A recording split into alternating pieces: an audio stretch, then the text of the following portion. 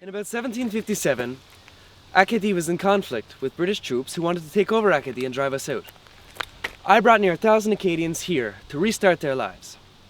We did quite well for ourselves, but we were quite crowded. Imagine, near 1,000 people on this little bit of land. We were so crowded, in fact, that many of us built our homes right here on the mainland as opposed to on the island. Despair quickly gave way to anger, and some of the men felt revolt was the only option. They soon found out that even the commander had few supplies. We watched the children die. Their happy songs and joyful playing turned to shallow wails and vacant stares. Even les enfants at the breast were wrapped in ragged burial shrouds and returned to the earth. After all that's happened, and all that might happen, I need to look after my men, Anne. They depend on me. No, Joseph, they're grown men. Don't do this to yourself. Don't make it about your being a father. But it is, Anne. I lost them by not being careful enough. And I'll not let that happen to what we have here on this island. Joseph, what we have here on the island is a passing thing. We'll have our children with us always. We'll keep them in our minds and in our hearts. You know what this sounds like to me? It sounds like your friends in Fredericton talking. Look, they told me it was time to maybe think about getting out of the business. So you're going?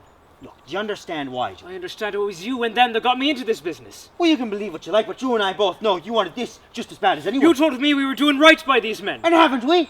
By God, John, you know how bad it was back in '49, don't you? They were talking about annexation, for God's sake. There were riots on the 4th of July. We put a stop to that. We turned things around here. And we gave work to dozens of honest Irishmen who couldn't find a lick of work elsewhere. This is all fine for you, George. You're still young, you still got years left. You got those rich in-laws. You can quit now and never work again. Shipbuilding's all I know. It's all I'll ever know. I'm too old to be getting foolish with me money. I got no choice but to stay.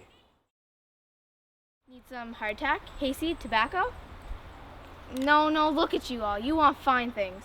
Well, I've got fabrics and linens, some ribbons for you ladies, plaster, slates, furniture. I've even got some books if you're really interested. Maybe some sail yarn. Well, I can see I'm not going to make any money talking to you guys. Lucky for us, Mr. Fraser gave Papa the job of running the store on account of him knowing all his numbers and being able to read and write.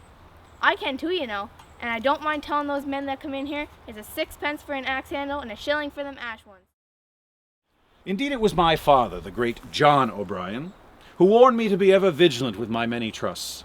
Therefore, one day, when their great weight is too much for even my broad shoulders to bear, I shall leave this island to the one person who I am sure will preserve its commemorative integrity and pristine condition. I'm speaking, of course, of Her Majesty the Queen, who is celebrating her Jubilee this year. I am sure that Her Majesty will honor my wishes and exceed my every expectation.